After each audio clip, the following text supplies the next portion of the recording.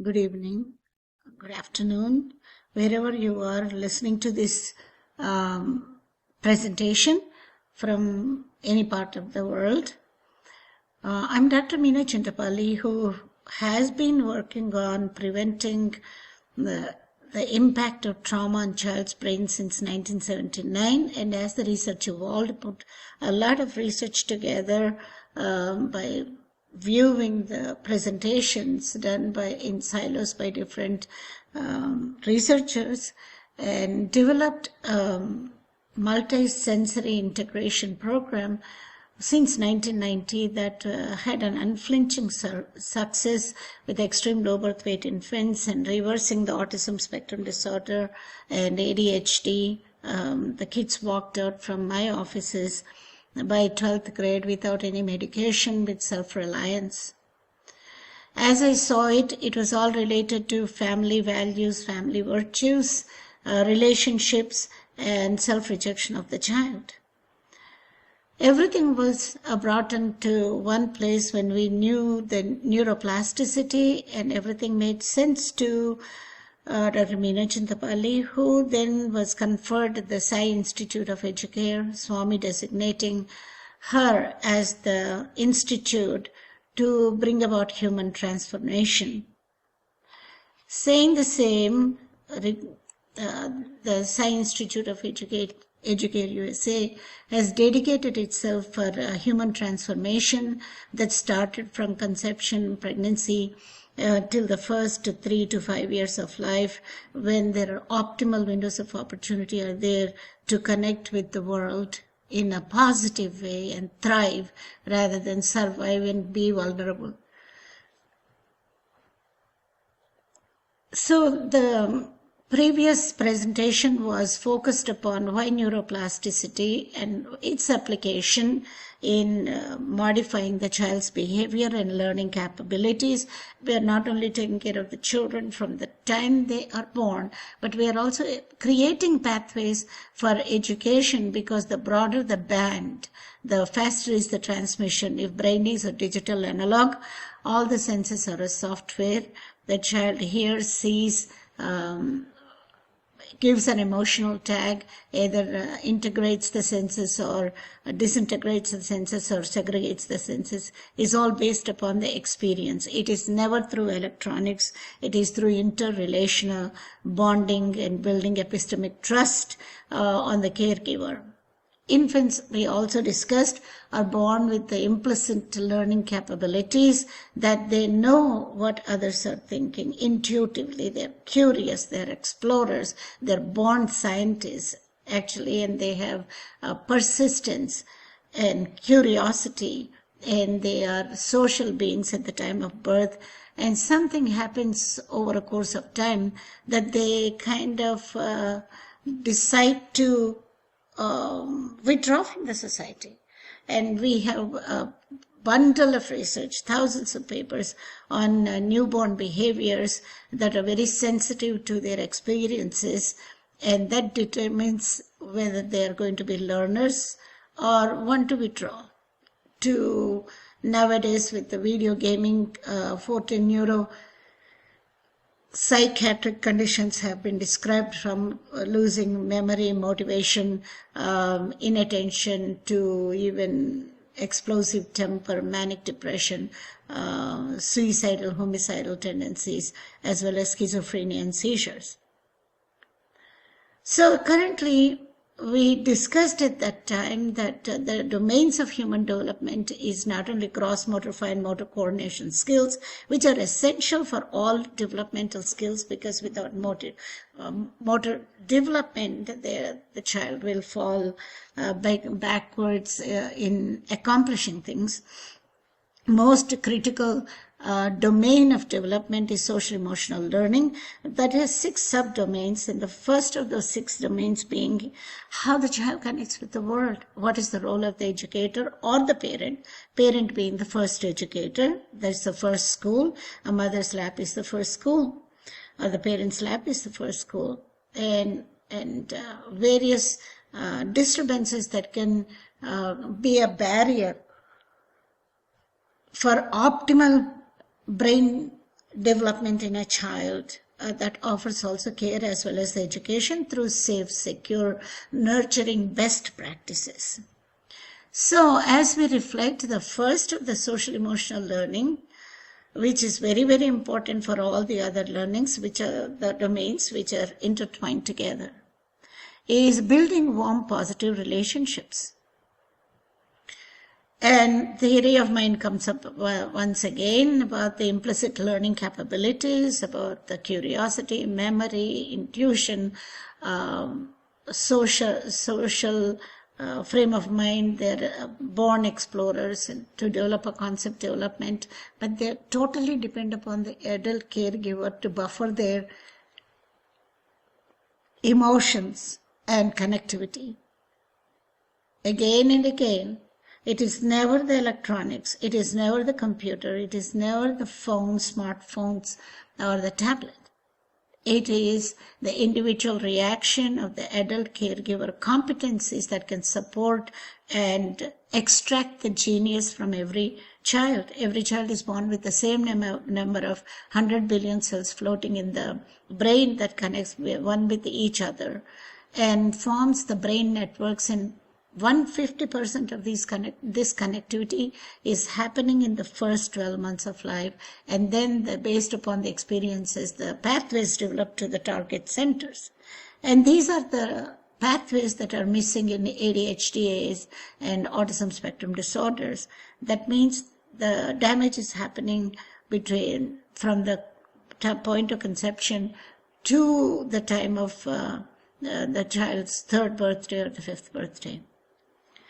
So one has to understand the implicit learning capabilities and how to foster the strengths of the child and work on the weaknesses, how to establish warm relationships by practically applicable skills, strategies, positive nurture during the first 1,000 days, and learn to handle the infants and toddlers who come from different cultural background, inequities, diversity, and how to integrate them into the mainstream of early education child care.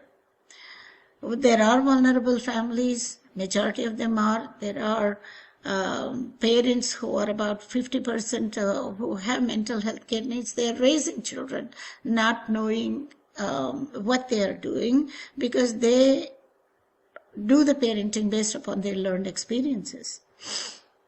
There are economic needs, missed opportunities, special care needs children, and different abilities. How do we include them in building the positive relationships, particularly in Russia and India? It's a linguistic country where every state has a different language and different culture. And how we unify the teachings through the stakeholders or the workforce solutions. And then the second of the social emotional learning capabilities is responsive caregiving, back and forth, serve and return, care of the infant, where the identity of the infant and toddler's needs for consistent responsive interactions and care are important. So there is an epistemic trust built by the infant over the caregiver, and identify adults' behaviors towards the responsive care and interactions. Identify the child's behaviors and identify the adult's responses and behaviors in correcting those, and we could innocently be doing mistakes that can make a child withdraw and not blossom to their fullest extent. Expand the skills and strategies for consistent responsive care for every child so no child is left behind. Having said that,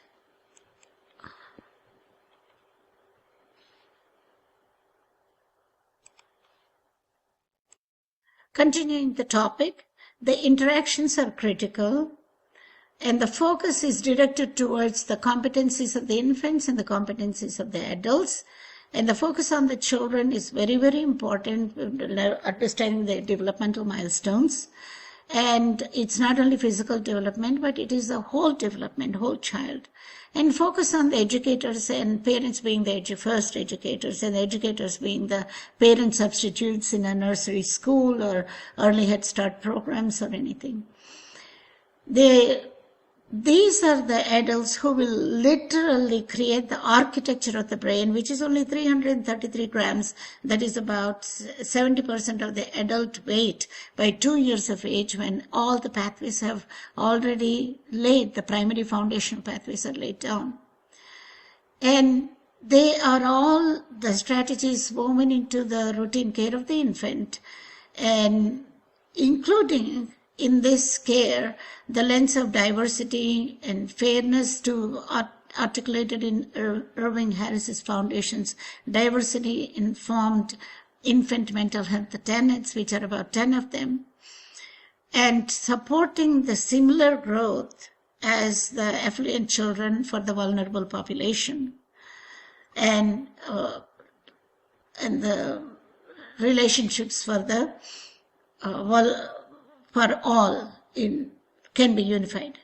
So the first of the subdomains is building warm, positive relationships.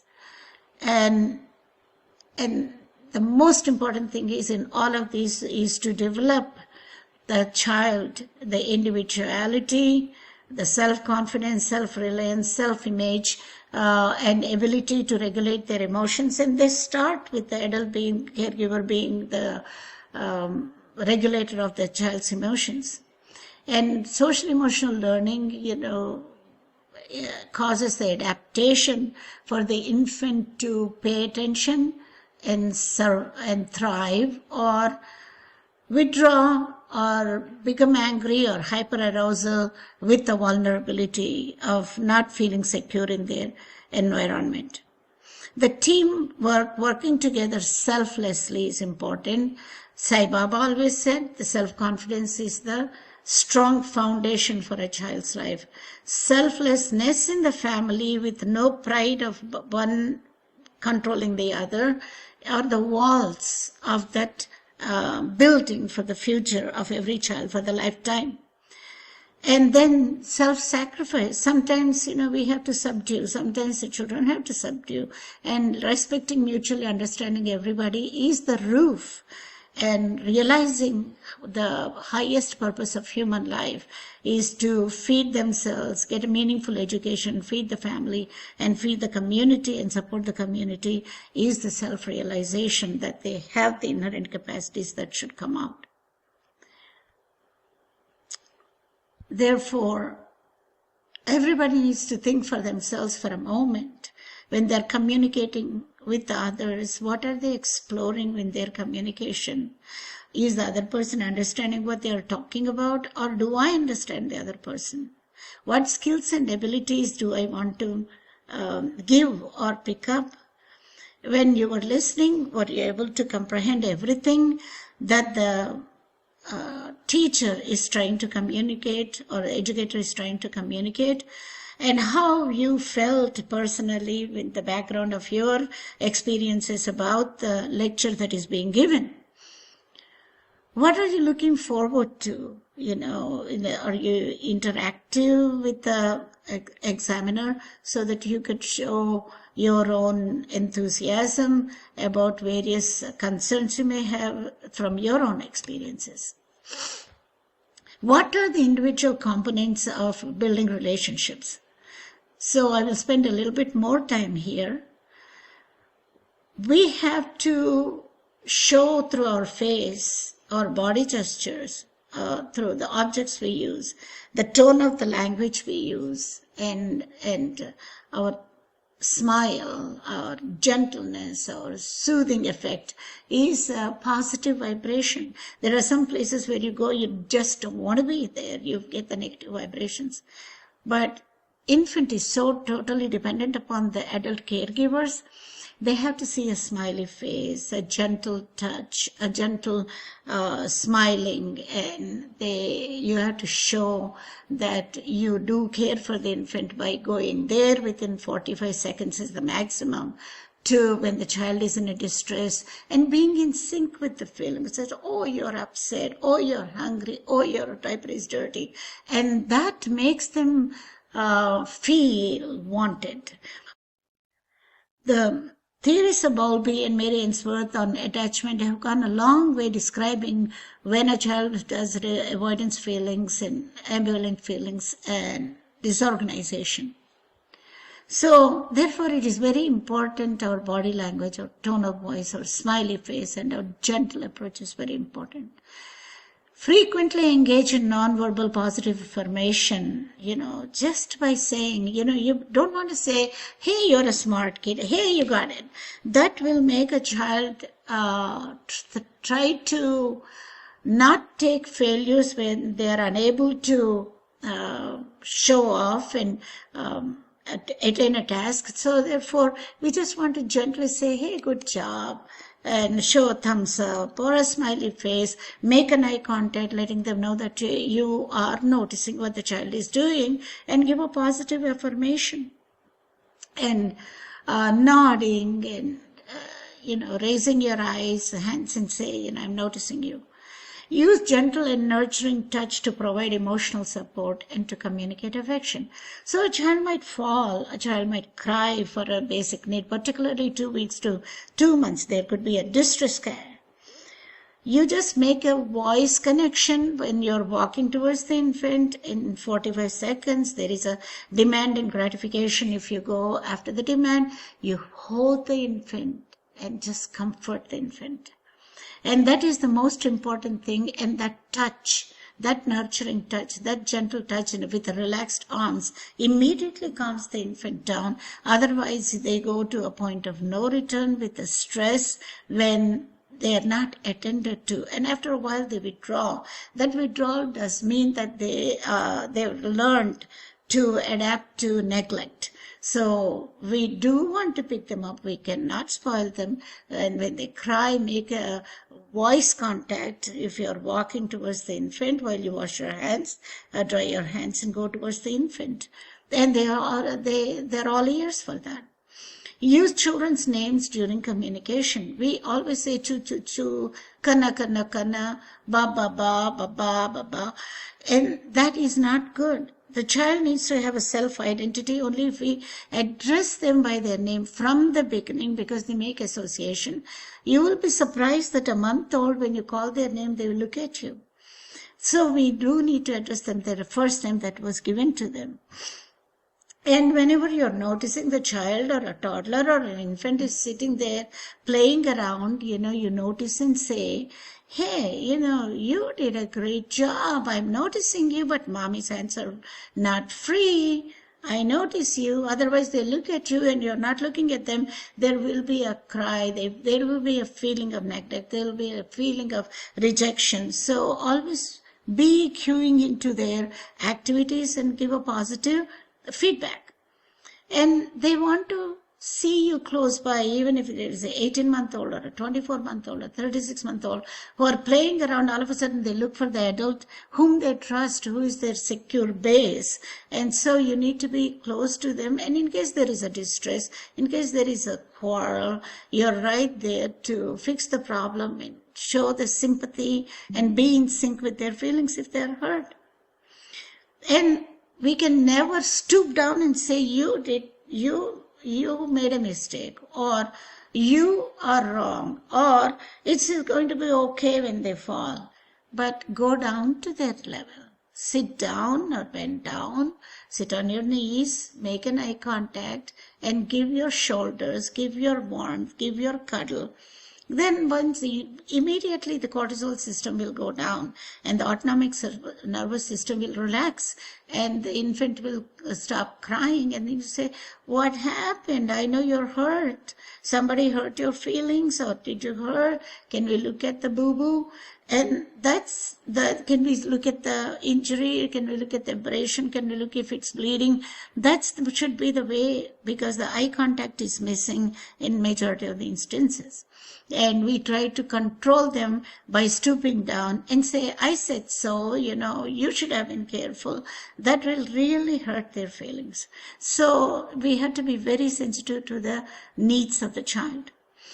Demonstrate interest in children's activities by joining play or commenting about children's actions when culturally appropriate. There are some cultures, they say, don't really stalk them kind of a thing, but that's very rare. Majority of the time, the children want some notice. Children feel happy when you're reading along with them, you're playing puzzles with them. You're not going to do the puzzle for them, but you can try to guide them, help them. It could be blocks being stacked. It could be rattles that the child is shaking. It could be the toys that the feet are kicking, on a gym mat. Infants need that intimacy, that an adult who cares about me is interested in that adult is sitting with me and they're watching me and I could fall back upon them. I'm comfortable. And it has to be a soft tone of voice and a smiling expression, always keeping your cool and calm, which is very difficult when you're in a stressful environment. So your lifetime style management practices and mindful practices, your presence is very important. Support children's attempts at autonomy. Majority of the times, don't go there, don't go there, don't go there. There is a psychology book, the first picture they show is the child is saying no, no, no, no, no, because that's what they heard. So it is off limit. I think we need to think of choice. Did you make a wrong choice? This is the kind of an attitude we should show for the child to be freely walking around or cruising around, explore, and you will notice that there is a particular toy or a particular book. The child goes back and forth again and would look at you. Could you please help me read this? Could you help me play with this one? And so you need to pay notice or attention. And this is very important in the attachments where the child establishes itself with you. The heart and soul of high-quality infant toddler care with the education specialist or the parent as an educator is an interpersonal relationship. And experiences do matter. You do matter because the infants cannot move by themselves, between 2 months to 6 months. Whatever you give them, whatever you make them play with every routine, whether it's a diaper change, sleep time, feeding time, or play time, or just hold me time, or a green space time. The child needs an experience, and the experience means there is a brain pathway. Without a hands-on experience, there is no pathway. Without no interrelationship, there is no pathway. So we are failing to do this because we are two income families. We are going through the rat race and we depend upon extended family who may be just watching TV and the child is passively watching the television. That leads to lack of formation of networks and the axons. So they have to experience the feelings, they need to manage their emotions, and their management of emotions and distress is from the adult caregiver. Strong positive relationships help children develop trust, empathy, compassion, and a sense of right and wrong from the time they are born.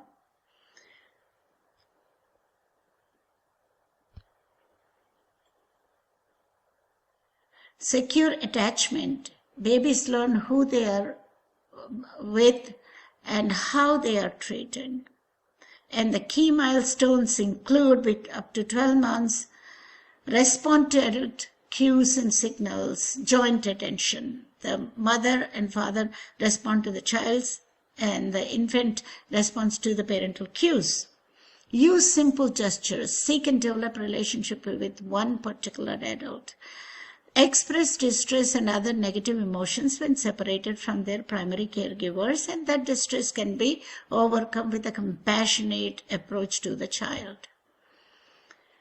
And as the child gets autonomy, this is my body, this is my movement, I'm going to go wherever I want to go, and they recognize their self, they recognize their newfound motility, and they're at risk also of exploring and getting hurt, and so an adult caregiver has to be around, and if they are blocked, they get angry, but there is a way of redirecting the child. So we will, in the next courses, we will focus upon them. And by 24 to 36 months, a whole personality is there. They're strong, they're strong-willed, they're expressive, they can tell their needs, they can talk about their feelings. But are we raising children to express their feelings? Or are we saying, because I said so, you cannot cry, because I said so, you cannot have the toy? These are the things that needs to be avoided, so that the child knows that there are limits, there are boundaries, that it's okay to ask, but there are emotions that the parents recognize. There will be frustration, tantrums, lying down on the floor, crying. Most of these are seen after the 24th month because they feel helpless. Their regulating brain is not ready, and it is the adult caregiver who has to regulate the emotions of the child. A little clip of the video where one can watch, see how the adult responses are. There is a back and forth interaction. The legs of the child and the arms of the child talks now, and the mother is making an eye contact. A child cries in a distress, feeling lonely and neglected. There is a scream. Somebody responds. So the child stops crying. So nobody is doing anything. Is the child asking for a block or a book? He is getting an exploration time. And here this little infant is responding to the movement of the hand and the song. And there is another child who wanted a response from the adult caregiver. She's getting it. And this is only through love and compassion. What this mother is doing is called joint attention. The child is interacting, and mother was pointing to something, the child is pointing to something, the mother is looking at the child's direction.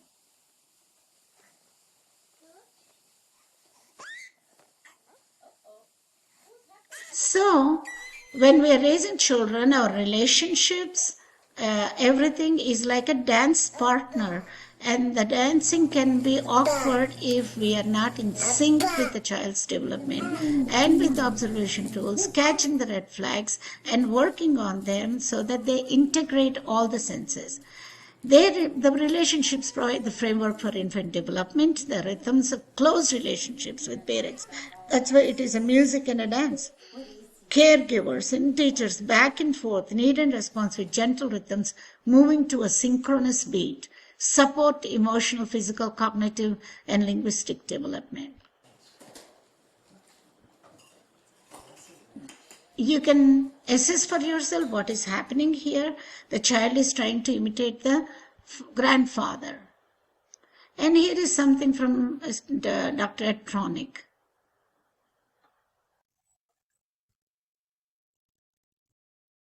Apologize. It is not electronic. It is what the caregiver is able to do.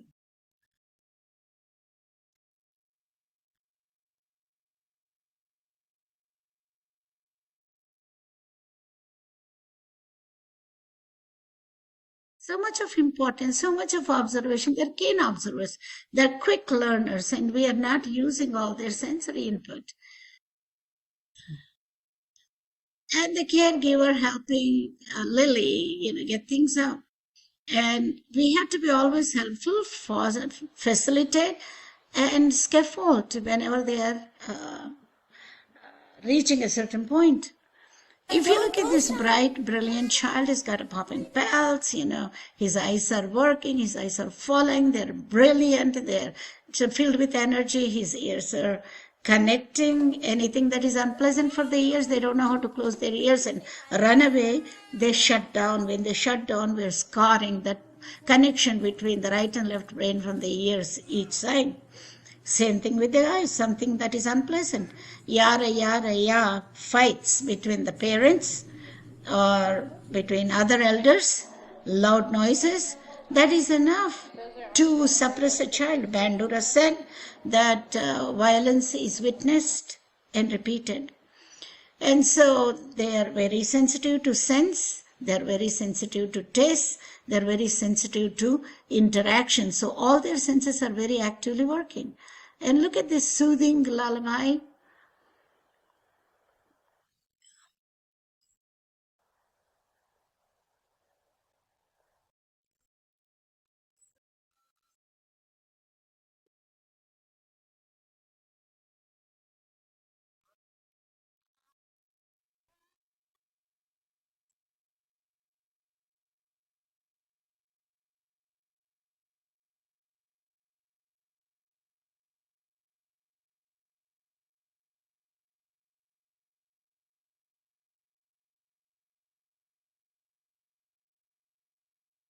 What a beautiful soothing that the child is getting.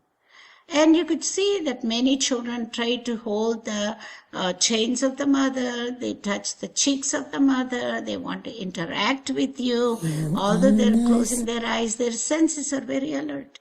Talk to them, cuddle with them, give the cheek strokes and so on. These are the beautiful memories that they integrate the senses to feel that the world around me is so safe and I'm being loved. And with that, they will learn more of the other skills that they have to learn. Otherwise, they suppress them from the time they're born. But even by the third month, the middle brain knows, okay, I just need to fend for myself, kind of a thing. So they learn once, they see twice, by 3 to 5 times they learn everything, and then they can recall from their experiences. It could be books, it could be toys, it could be gestures, everything. They may not like a person who is talking very loud. So you look at these activities and see how there is a nurturing interaction with every step of the way to enhance the attachment. Relationships are very central to infant-toddler program quality, whether it's a family or a center. The dance is used as a metaphor. If there is an awkward relationship, the dance does not look good. And the focus on children is to see that they are eager dance partners and how we train them. Infants use the sensory abilities they have to connect with the world through all the 5 senses dynamically, 3 million connections per second. Children give cues that they want to connect. Educators or the parents must notice, interpret, and respond appropriately. If we are focusing upon the adult caregivers, they need to understand children are born with the learning capabilities, and they have so many of them, and their interactions outside the womb to build the mental models, thematic representations. Educators invite the children into positive interactions. They are in sync with the emotions and the needs and interests of the child. And the temperament is paced, and a button to pause is by a caregiver who has their own self-control and self-regulation. So they are the adult regulators for the child who can learn self-regulation, who is capable of being taught through the educator as an external support that they can regulate their emotions, and it's okay to have emotions. There is importance of non-verbal body language communication through gestures, facial gestures, and body language. And relationships are enhanced, and it seems to be a most powerful tool. And in children with the different abilities, they're more vulnerable, and they're more emotionally vulnerable to reject on themselves and cry a lot. So they need extra support. Impact of inconsistent parenting leads to ambivalence, avoidance, and neglectful parenting to complete disorganization of motor movements to social-emotional learning to linguistic abilities or disabilities. So, for a child to have positive attitudes and respect towards a parent who are going to give instructions in the future, it starts at zero stage of early child development. So this is the expansion of what we talk, conveying warmth and affection towards children by smiling, laughing, also showing empathy when a child is sad or distressed. That fosters in them that somebody cares, and when I'm distressed, my adult caregiver is my support for me. This is most powerful thing is non-verbal communication of gestures, appraisal of what they are doing, so the child feels somebody is involved with my activities. I'm not alone. I have a caregiver who is supporting me. And the touch goes a long way, whether it is between spouses, whether between the mother and the child. The moment the touch is there, a gentle touch, not a harsh touch, the child's oxytocin levels go up, and that suppresses the negative impact of the cortisol and epinephrine. Then that itself relaxes them, that gives the belongingness, that builds a trust that they are wanted. If we do the children's first name that we give, we are respecting them, we are acknowledging them as a powerful entity within the family or an individual in the family, and greater sense of belongingness is there. And making positive comments that makes a child feel, hey, somebody's noticing what I'm doing, I'm not neglected, and they are interested, and I have a value in this system, in this family. And as the children grow older, their movement increases, their emotional regulation is poor, so they can get into quarrels, or they can get hurt. Their motor coordination is poor, then their brain is thinking faster, they can get hurt. A parent or an educator sitting in close proximity to the child does make a wonderful difference, because that gives them a sense of security, and it is the basis for nurturing relationships. Eye contact. You see the soul of a person or an animal through the eyes. Eyes are brilliantly lit and happy. Eyes are really droopy or not avoiding contact when they're sad. Looking directly into a person's eyes is a sign of respect, a sign of connection, a sign of being in sync with their feelings and acknowledging their emotions, and it is an attention given to them. If you join and say, hey, do you want me to play with you, or upon invitation by the child, particularly if the infant, it is always, sensory play between 2 months to 6 months, the child cannot move so much, but it is always the adult caregiver who gives enthusiasm for the infant to interact and play. So when caregivers engage in a child's play, it signals to the child that their actions are appropriate, their play is good, that they are safe, and they are a worth individual within the family. And these shared interests, shared experiences go a long way in the future behavior and self-confidence of a child. And tone of voice, always harsh voices are tuned out by the children, and whatever we want to communicate, how we say it matters than what we say. Support children's attempts, the autonomy and the ability to move and the ability to explore gives a concept development and gives autonomy to the child. They are more interested in their environment and their growth. They're very clean observers from the time they are born, and they judge your lips, they judge your smile, they judge your movement, they judge your intention, whether you're intentionally connecting or you're just doing it as a duty. So that those invites are very, very important. And most of the times you might think, what if the child is sleeping most of the time, 20 hours in the first few weeks of life to a month, and then it gradually goes down to cat naps and 8 hours of sleep. But the quality time you spend when the child is awake, whether it is 3 minutes of tummy times, 6 minutes, 6 times a day, or whether you're joint reading with a book for 5 minutes, that's what matters. So when educators become more observant and intentional about the quality, frequency, and individual tailoring of warm, positive, nurturing interactions with each and every child, they can be more confident that they are laying a strong, healthy foundation for optimal child development. Explore your opportunities now that you have heard, and you could pass this information around for public awareness project. Building warm, positive relationships from the time the child is born is very, very important, and